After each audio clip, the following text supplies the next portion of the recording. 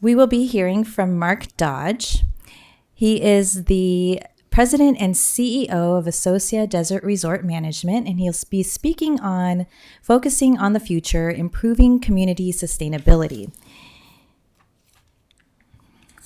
Mark is currently the president and CEO. It's the largest HOA management company in the Coachella Valley and regional vice president at Associa, the parent company of Associa Desert Resort Management. Please welcome Mark.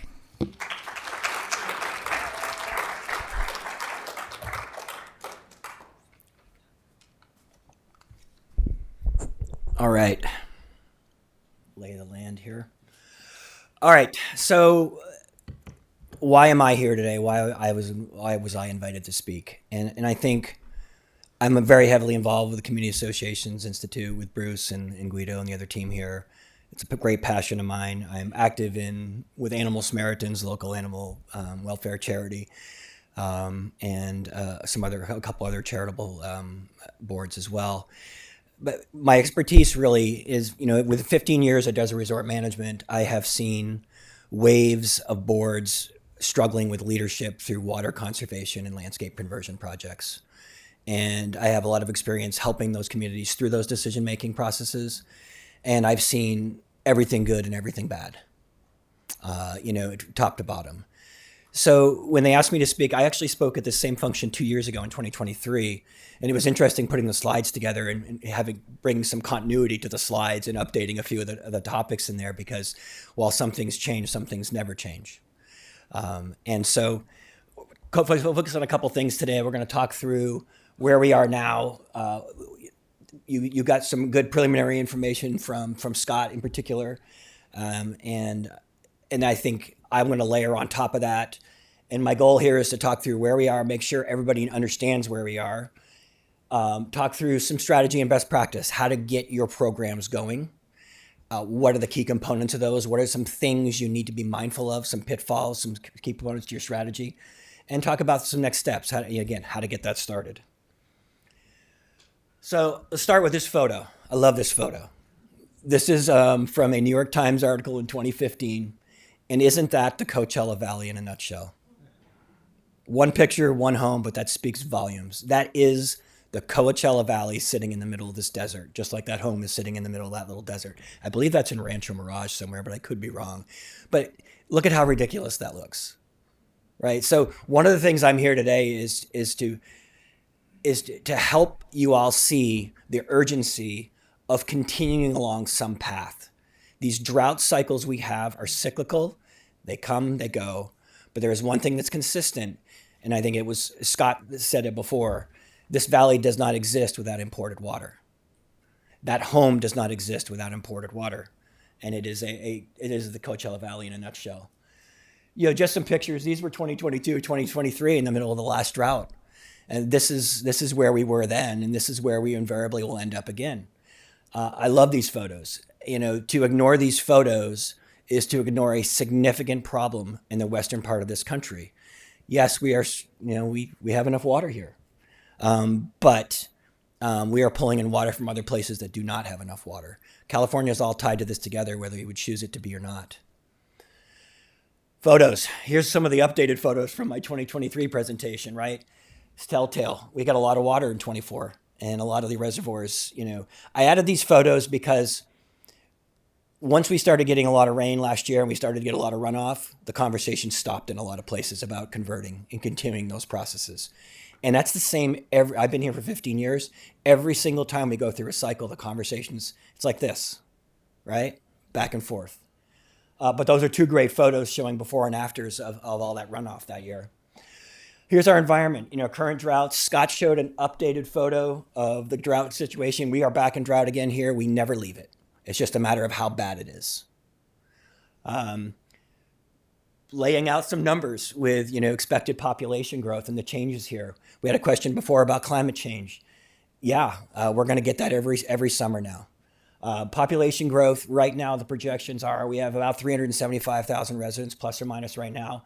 We are expected to have 1 million by 2065. That is based upon the entitlement of homes that are already planned here. Population growth, temperature change. 8 to 14 degree temperature swing this century. It's already easy to see that. In the last couple of years, we're already seeing the beginnings of it. Extreme heat days, 150% of current rate near term. We already saw that. How many did we have in a row last year? 20? I don't know what the number was, but it was a lot. And, and to that point, that's a very important thing for us to be aware of and continue, because, we have a lot of good representatives from good landscape companies here today.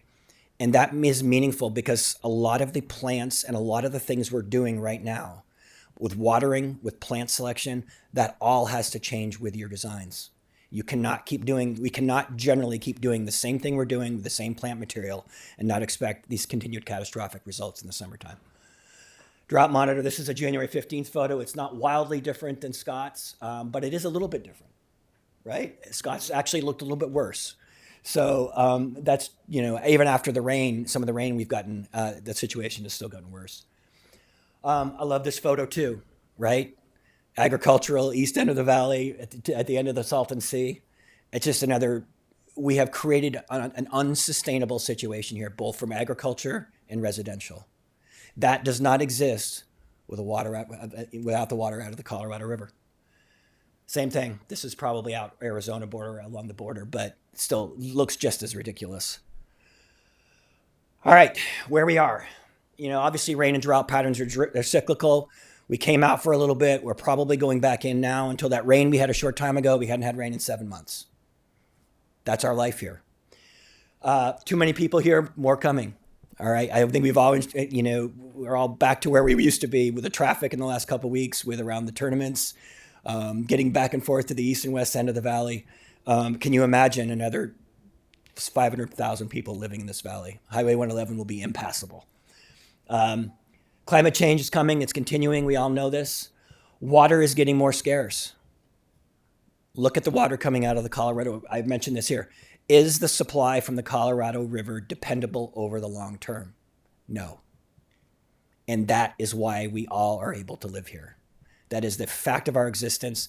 If we had to shut that all off tomorrow and start pumping everything out of the ground, that's not sustainable, right? So we have to make some changes now.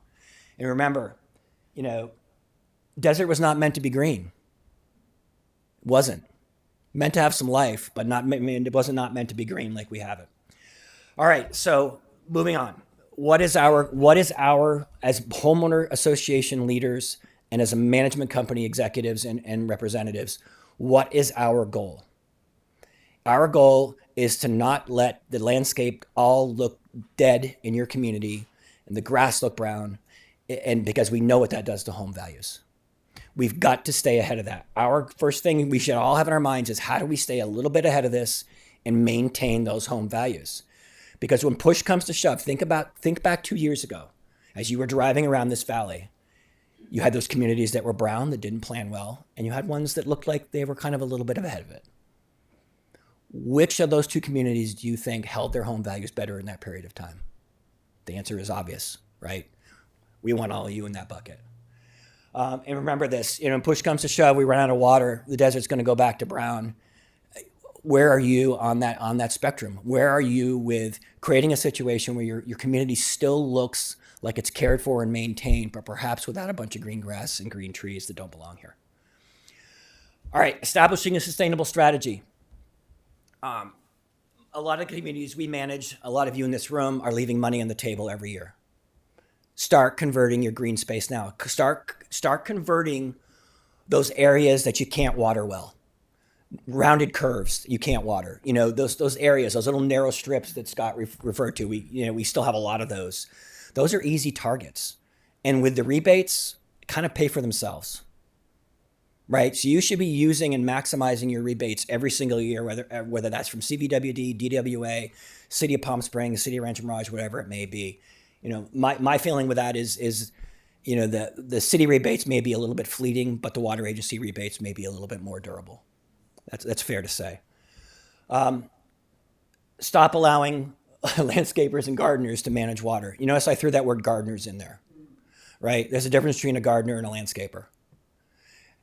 There's a lot of good landscape company representatives to hear today. We work with most of them. Conserve, O'Connell, I know Vintage is here, Pro, Southwest, Sanchez, Urban.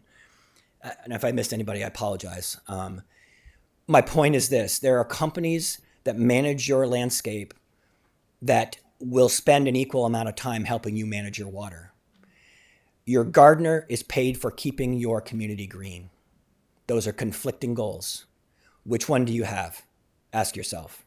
When push comes to shove, what is that landscaper going to do if he has an irritated homeowner out yelling at him because the grass is a little bit brown around the edges?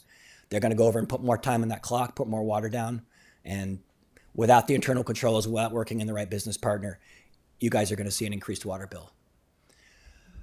Invest in your irrigation systems. You see a lot of talk about the landscape conversions now. The reality is most of our 40 and 50-year-old communities have absolute worthless irrigation systems underground that all need to be replaced. And that is usually as much of an investment as the landscape sitting on top of it.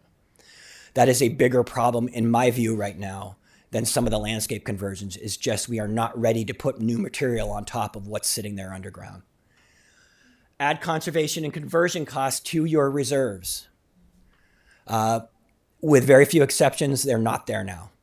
Some of you are beginning to get to the point where you're adding common area contingencies or some kind of landscape contingencies to those reserves. I would suggest this. Figure out, once you get your plan together, we had a community we managed in Palm Desert, and this was a dozen years ago at this point. They had a 7-year plan, and they had every single year on their reserve study, they had X dollars going out as phases of that plan, and they completed every single phase of it. And now 60% of their green turf is now gone in favor of desert landscape, and they completed that in 2015. That's a long time ago, way in front of all this. So my point is, get stuff in the reserve study, get yourself a contingency, use those rebates. Rebates will pay for a lot, but put a contingency in there as well. That is it. Your landscape is as valuable of an asset as the color of the paint on your home. Because if the home looks wonderful and the landscape is dead around it, what have you gained? The landscape is more valuable than the home color. Maximize use of city and utility incentives goes without saying. Establish community leadership and maintain it. A continued problem. We have a lot more turnover on our boards than we did 10 years ago.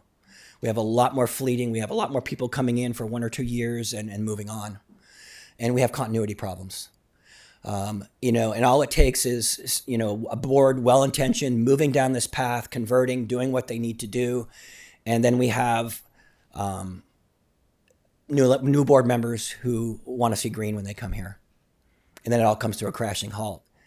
And I think moving along the path to having a design and having a longer-term plan. Don't just get fixated on what you're doing. We'll get to this in a second. Don't just get fixated on what you're converting this year. Know where you're going next and next and next and next, and what that all wants to look like and all needs to look like. I threw in SB 1572. Scott covered this before. That's here to stay. And what we should be asking ourselves is not the question of how do we make this turf, right, non-functional or functional. If you've got one tree sitting in the middle of a 5-acre slot, does it make sense to water that whole 5 acres of grass to keep that one 45-year-old citrus tree alive? Leadership, right? The answer is no. But what do we do with that space? What do we do with that tree? And how do we move beyond that? All right, a couple considerations when you're putting your plans together. Maintenance fallacy. Drought-tolerant landscape is not necessarily less expensive to maintain, especially if you want your landscapers to hand prune all that material. Cost per square foot of a mow and blow on grass, it's cheaper. They're on that square foot in a quarter of a second. If they're having to hand trim that tree or that shrub, right, it's on that same square foot, they're spending 15 times the amount of time there. So understand what your maintenance solution is, and know DG has to be recharged. It blows, like, look, what are we all breathing in right now, right? We're breathing in crap from the lithium from the Salton Sea and everything else from out there right now.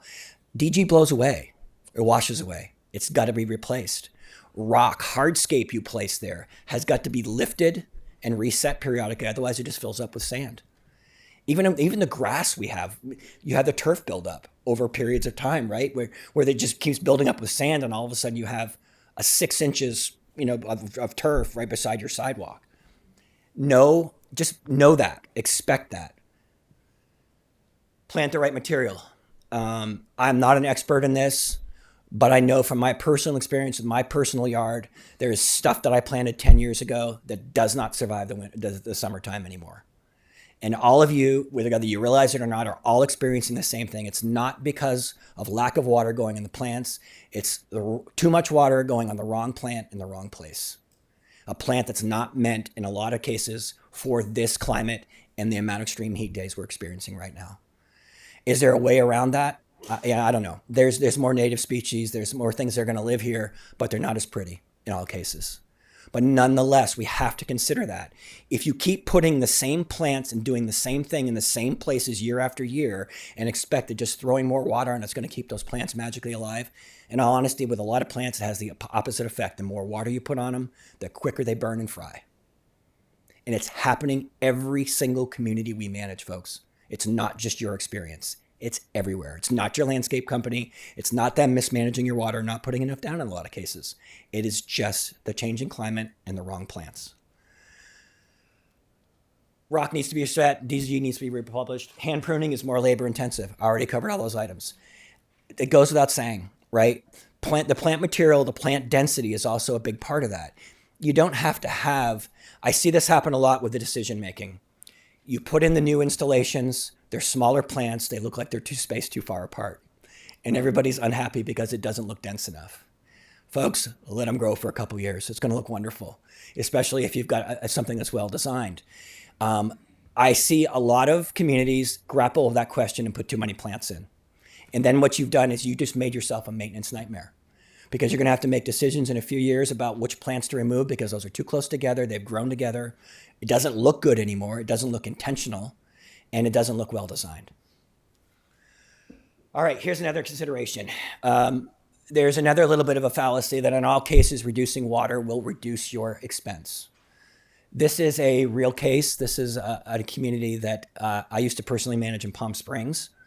You can see where they started. 2018, look where they ended last year.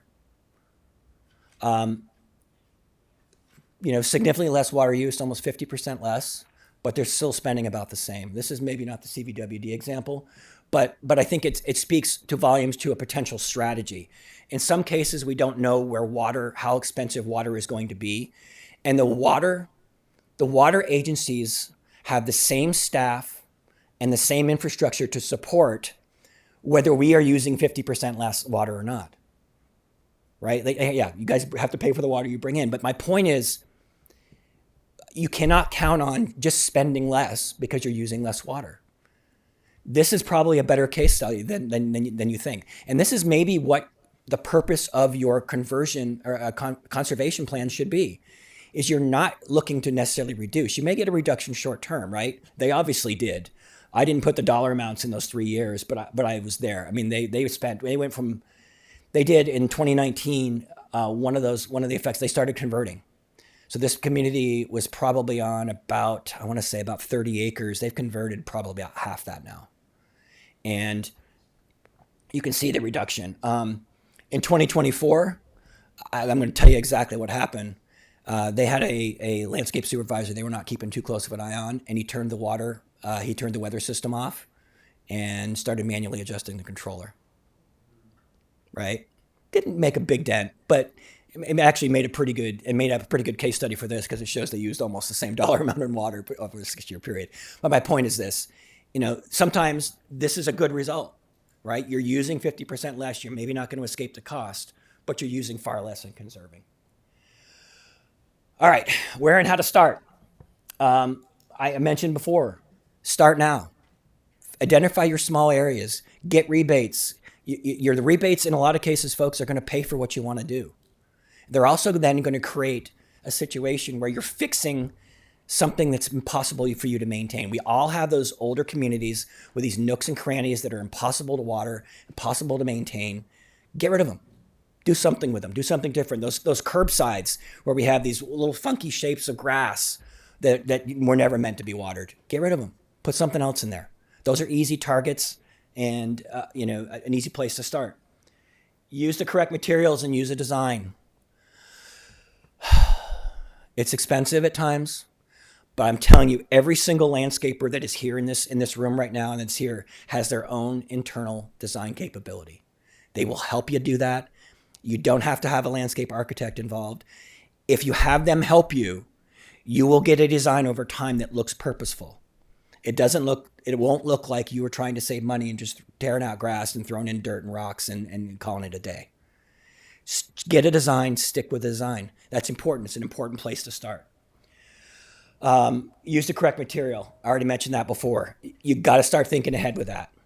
Most of the good landscape companies, again, will be able to tell you what plant material is not working out here. And there is certainly microclimates, right? There's places that, and I have microclimates in my yard, right? I have corners of my yard where things live, and I'm like, I don't know how that survived and the other 3 died, but it did, right? And I think that's a small little case study for what the rest of the valley is. There's places in this valley that things will live better in. There's places in this valley that get different sun at different points of the day. Your good landscape companies will know, and they will be able to advise you on that. And you got to listen to them.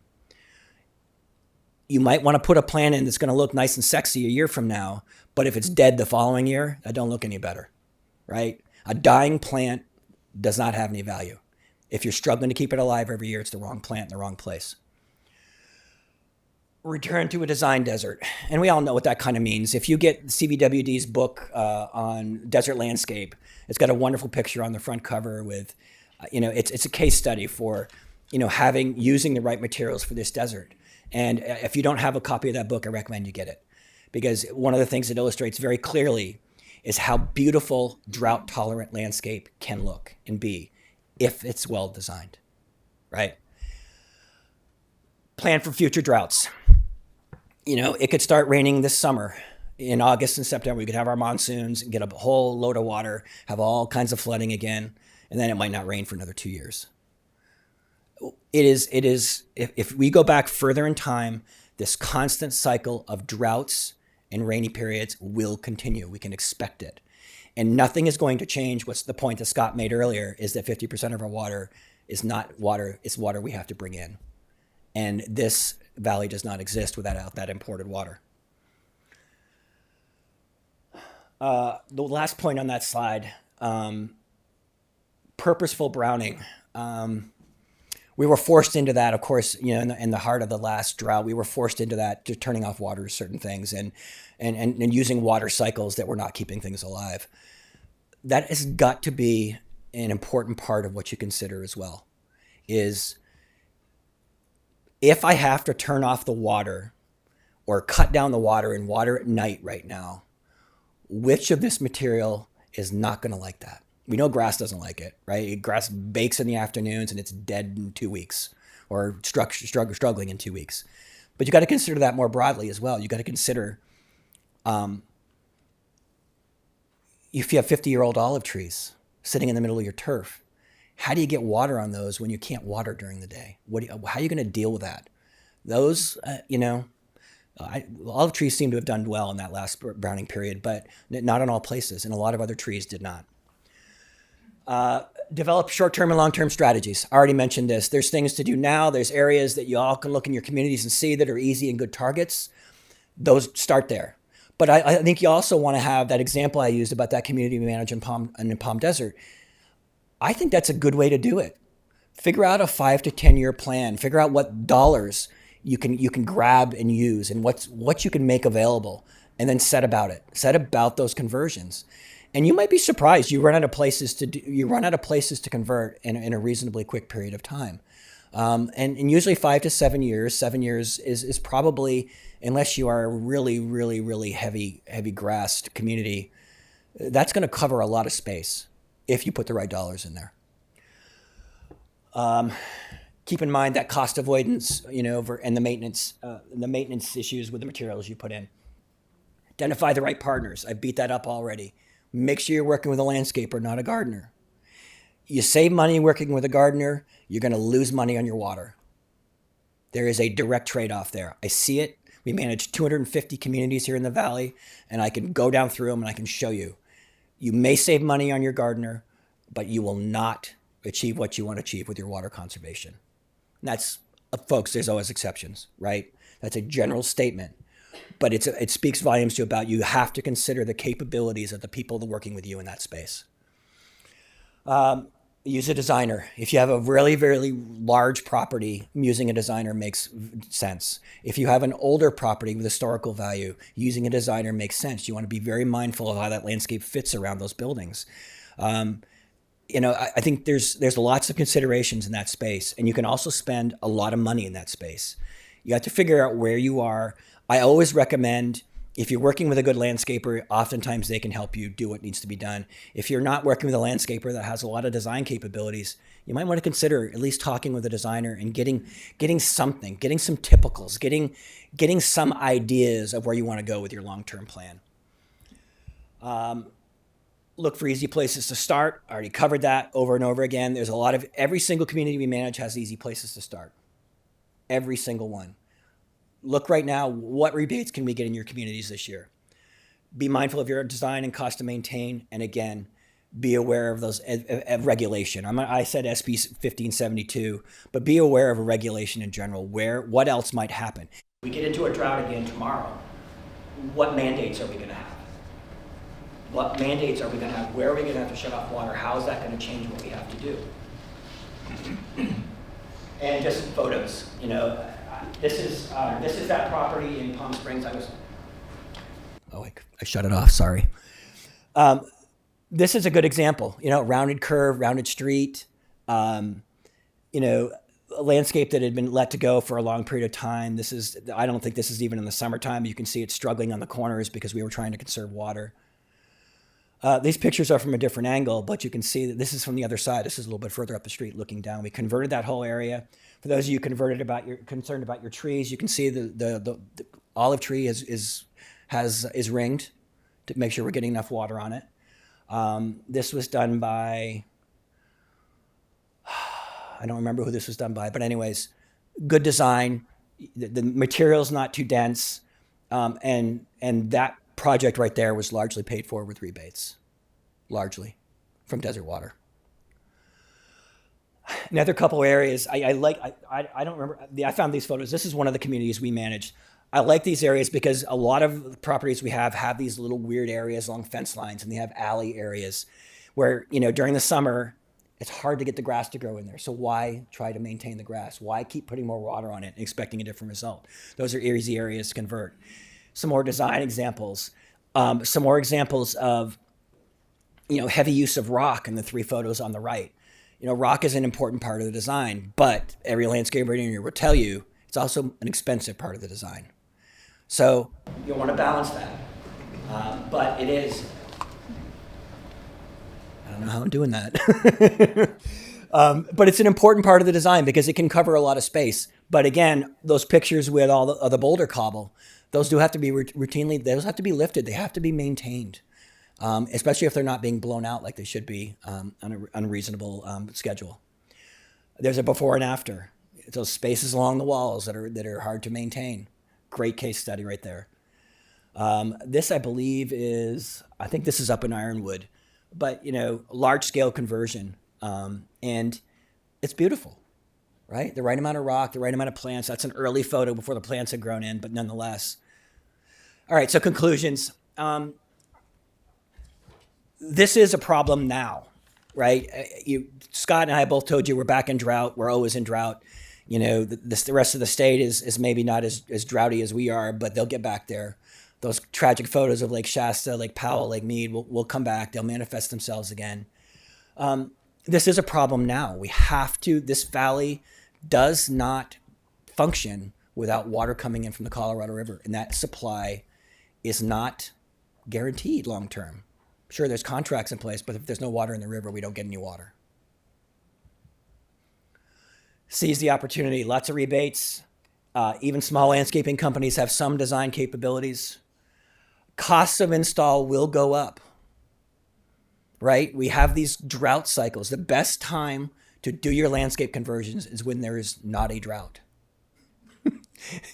because yeah, it's we go from having the last 6 or 8 months of last year, we had you know